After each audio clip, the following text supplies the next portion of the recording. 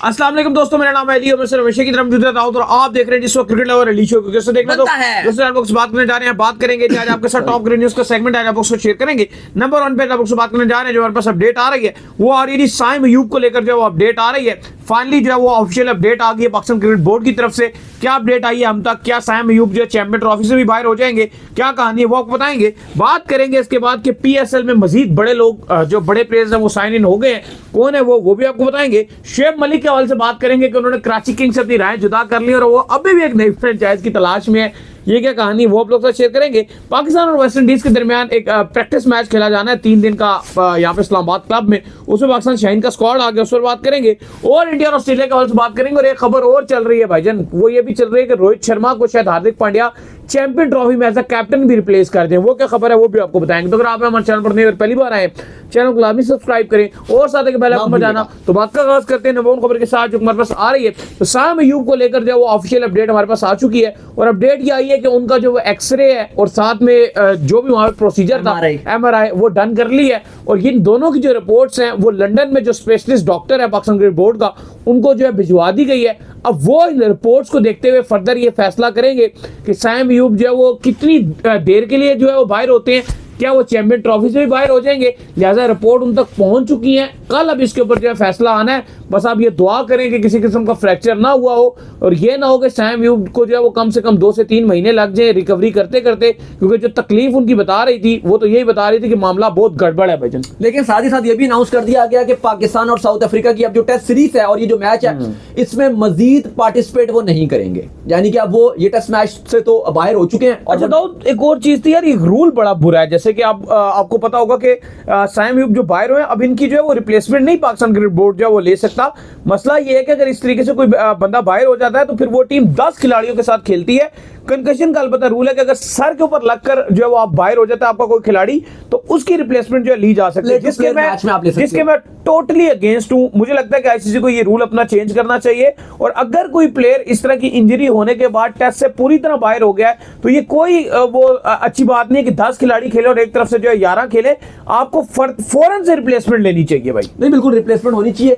लेकिन खैर अली साहब, अच्छी खबर नहीं है। और खबर यह है कि साइम अयूब का जो एमआरआई की रिपोर्ट आई है, एक्सरे की जो रिपोर्ट आई है, जाहिर है आपको इतनी अच्छी रिपोर्ट्स नहीं आई, तभी तो भिजवाई है, जब भी लंदन भिजवाई है। ये साफ मतलब है कि वो अब इंजरी की वजह से कुछ टाइम के लिए बाहर हो गए हैं। अब चैंपियंस ट्रॉफी के लिए तो 50 दिन भी नहीं रहे, टोटल 1.5 महीना रह चुका है चैंपियंस ट्रॉफी के लिए। पहले पिक करना है, स्क्वाड पहले पिक करना है। और आपकी जो ट्राई नेशन सीरीज होगी, जाहिर है आप लास्ट मोमेंट पे तो उनको नहीं खिलाओगे, आप चाहोगे कि ट्राई नेशन सीरीज भी वो खेलें। यानी कि 1 महीना टोटल उनको रिकवरी के लिए चाहिए। अगर वो 1 महीने में फिट हो जाते हैं तो वो चैंपियंस ट्रॉफी में जा सकते हैं, जिसका साफ मतलब है कि चैंपियंस ट्रॉफी के ऊपर अब साइम अयूब के काले बादल मंडलाना शुरू हो गए हैं। एक ही आपकी इस पूरी टीम में मैन इन फॉर्म प्लेयर है, एक ही प्लेयर है जो आईसीसी में emerging cricketer of the year की नॉमिनेशन में रखा है। एक ही बैटर है जो छक्के मार रहा है, एक ही बैटर है। ऑस्ट्रेलिया में भी रन बनाकर आया, साउथ अफ्रीका में भी रन बनाए, जिम्बाब्वे में भी बनाए। पूरी पाकिस्तान के वो कहते हैं ना कि 10 बहनों का इकलौता भाई है आपका साइम अयूब। और वो ही अब जिस तरह से एंकल की इंजरी हुई है और अब वो बाहर हो गया इस टेस्ट मैच से, और आगे भी अब रिपोर्ट उसकी बताएंगे कि कितना टाइम लगेगा। लेकिन ये बहुत ही डिजास्टर न्यूज है पाकिस्तानी फैंस के लिए, क्योंकि 2017 की चैंपियंस ट्रॉफी से पहले शर्जील मैन इन फॉर्म थे, वो स्पॉट फिक्सिंग के चलते बाहर हो गए थे। और अब 2025 की चैंपियंस ट्रॉफी से पहले आपका एक और ओपनर और वैसे अग्रेसिव ओपनर बाहर होने जा रहा है। ये अब रिपोर्ट्स बताएंगी, आगे आने वाला वक्त बताएगा। यानी कि आप ये बोल सकते हो कि सिर्फ अब दुआएं ही हैं जो साइम अयूब की रिकवरी कर सकती है। और ऐसा होता है अली कि जब आप इंजरी के बाद आते हो तो फिर आप 1 महीना अगर आप दूर रहोगे तो इसका मतलब यह कि आपने नेट प्रैक्टिस भी नहीं की, तो आप डायरेक्ट इतने बड़े इवेंट में एकदम से फॉर्म लेना भी बड़ी मुश्किल हो जाती है आपके लिए, क्योंकि अभी इनकी फॉर्म चल रही थी। तो फिर यह भी होता है कि अगर आपकी फॉर्म चली जाती है, आप दोबारा आओगे, रिकवरी करोगे, नेट्स करोगे, फिर जाओगे, उतने टाइम आप बैट भी नहीं उठाओगे। तो ये बहुत ही बुरी और बहुत ही बैड न्यूज है पाकिस्तानी फैंस के लिए। नहीं, बिल्कुल आप सही कह रहे हैं कि पाकिस्तान फैंस के लिए ये डिजास्टर खबर है।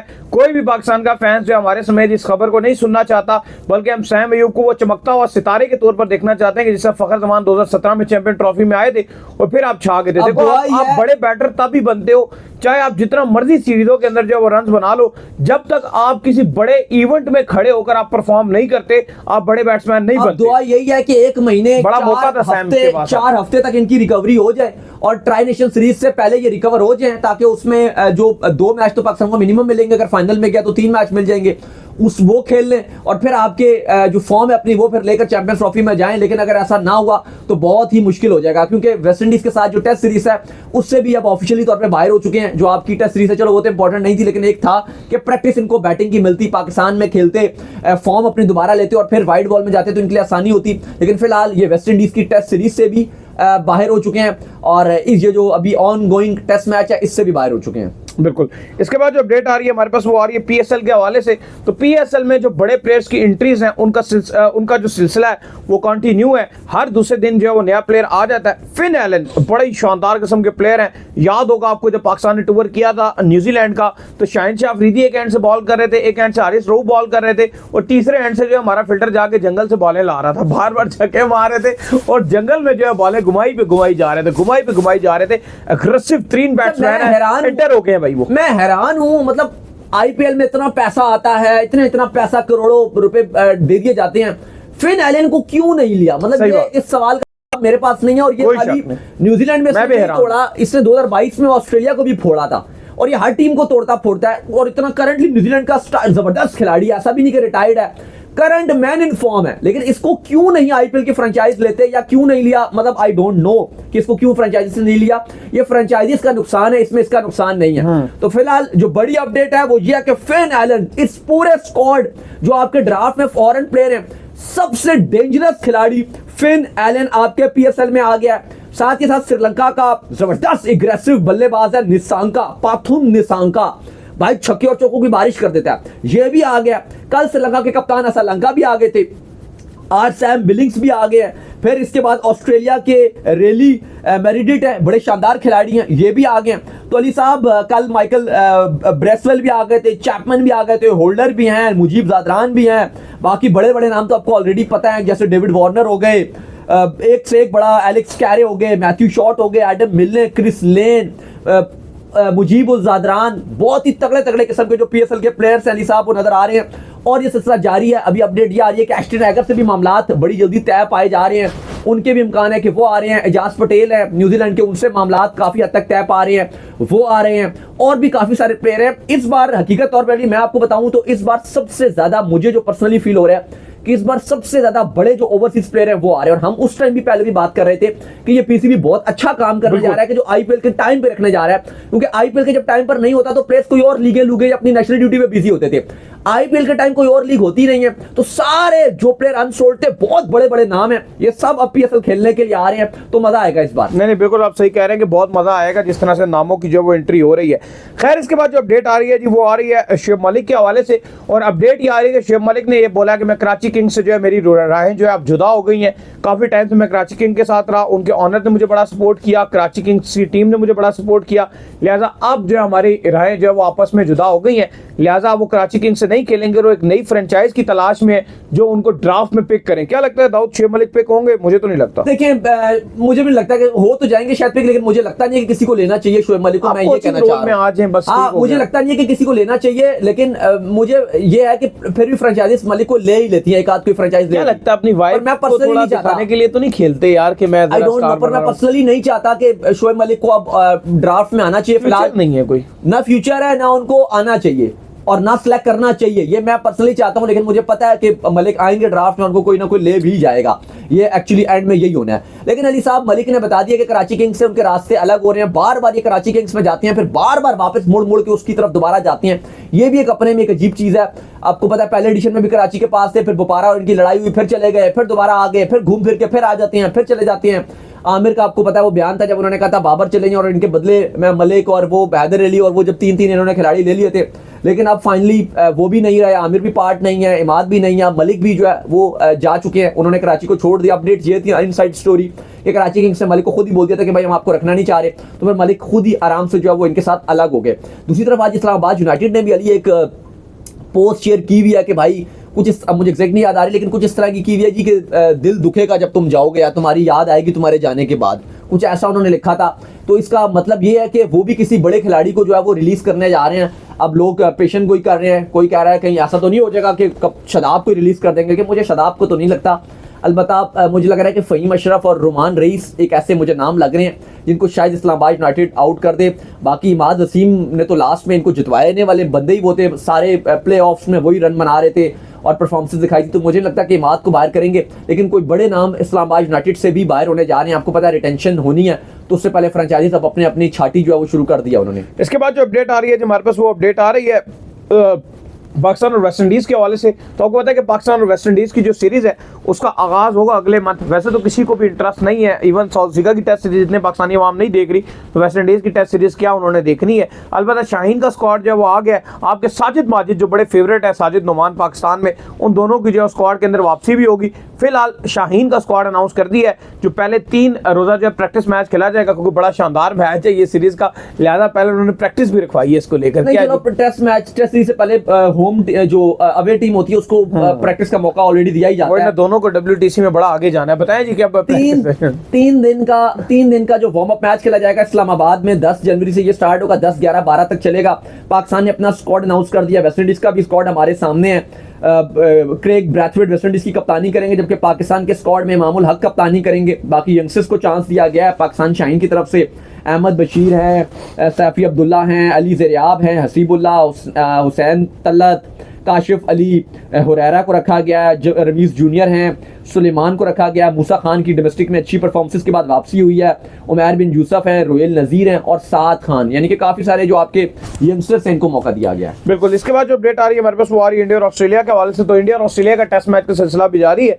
इंडिया ने आज काफ़ी पुअर बैटिंग की है। पहले बैटिंग करते हुए बड़े आप कह लेंगे बहुत ही कम रन, 180 रन जो है बोर्ड के ऊपर लगाए हैं, 180-85 रन। और बदले में जो है वो जब ऑस्ट्रेलिया जो है खेलने आया, 9 पर उनका एक आउट हो गया। फिर से जो है सैम कॉन्स्टा जो खबरों में आ गए हैं, उनकी जसप्रीत बुमराह से एक बार फिर से झड़प हुई है, जिसके चलते जो है जसप्रीत बुमराह ने अगली बॉल के ऊपर जो है वो आउट तो किया उन्होंने उस्मान ख्वाजा को, लेकिन उन्होंने दिखाए बाजू आगे सैम कॉन्स्टा को।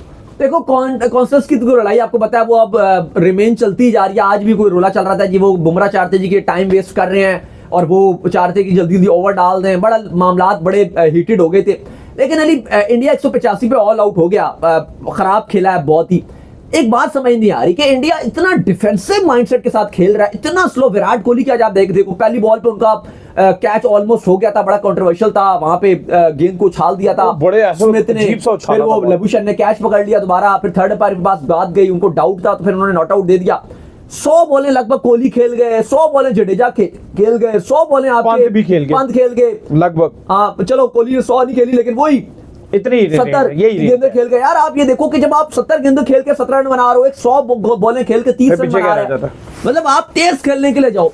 बनाना जब 185 है तो ये 100 गेंदें खेलने का मकसद क्या है? आप रन्स की तरफ जाओ यार। नहीं बिल्कुल। और दूसरी तरफ रोहित शर्मा के लिए भी बुरी खबर आ रही है, और वही आ रही है कि चैंपियन ट्रॉफी में हो सकता है कि रोहित शर्मा कप्तानी ना करें। हार्दिक पांड्या को जो है चैंपियन ट्रॉफी में कप्तानी के तौर पर लाया जा रहा है, और कहा यह जा रहा है कि शायद उनको रोहित शर्मा को चैंपियन ट्रॉफी के स्क्वाड से भी ड्रॉप कर दिया जाए। ये क्या नहीं, रोहित शर्मा इस टाइम लग रहा है कि उनके बुरा वक्त उनका शुरू हो गया। 6 महीने पहले ऐसा लग रहा था कि वो इंडिया के सबसे बड़े हीरो और सुपरस्टार बन चुके हैं, और तीसरे इंडिया की टीम के तारीखी कप्तान बन गए थे कपिल देव महेंद्र सिंह धोनी के बाद, जिन्होंने आईसीसी की ट्रॉफी उठाई हो। लेकिन उसके बाद 6 महीने के बाद ऐसा लग रहा है कि उनके ऊपर ऐसे काले बादल मंडला रहे हैं। पहले घर पर न्यूजीलैंड से व्हाइट वॉश हो गए, टेस्ट में 3-0 हो गए, 11 साल बाद भारत टेस्ट सीरीज हारा घर पे, फिर ऑस्ट्रेलिया से टेस्ट मैच हारे, फिर उसके बाद टीम से पहले इंडिया के कप्तान बन गए, जो ऑन गोइंग सीरीज में कैप्टन है, और टीम से ड्रॉप हो गए। और अब खबरें आ रही है कि चैंपियंस ट्रॉफी में भी उनको शायद कप्तानी से और स्क्वाड से अलग कर दिया जाए, और अब अगले कप्तान हार्दिक पांड्या को अनाउंस कर दिया जाए। अलबत्ता अभी तक ये मीडिया रिपोर्ट्स हैं, लेकिन माहौल बहुत ही अजीब नजर आ रहा है, और काफी ज्यादा खबरें आ रही है कि ड्रेसिंग रूम में भी अब रोहित शर्मा अलग थलग नजर आ रहे हैं, कोई इतना ज्यादा उनको सपोर्ट भी नहीं मिल रहा, और ये चीजें रोहित शर्मा के लिए काफी ज्यादा खराब नजर आ रही हैं, और इंडियन क्रिकेट के लिए ये बहुत बड़ा डिजास्टर साबित हो सकता है। तो उम्मीद करते हैं आज हमारे शो आपको पसंद आया। वीडियो को लाइक कीजिए, हमारे चैनल को सब्सक्राइब कीजिए, साथ के बेल आइकन पर जाइए, एक और काम कर लीजिए, और वो ये कर लीजिए कि आप इंस्टाग्राम को फॉलो कीजिए। इंस्टाग्राम पे मुझे फॉलो कर लीजिए, वहां पे मैं मौजूद हूं, दाऊद क्रिकेट के नेम से। अगर आपको सवाल हो तो भेजिएगा, और उनको भी फॉलो कीजिए। मुझे फॉलो कीजिए, मौजूद क्रिकेट लवर ऑफिशियल के नाम से लिंक डिस्क्रिप्शन में मौजूद है, जाइए फॉलो कीजिए। फिर आप सुनते हैं नेक्स्ट वीडियो में। अल्लाह हाफिज़, बाय।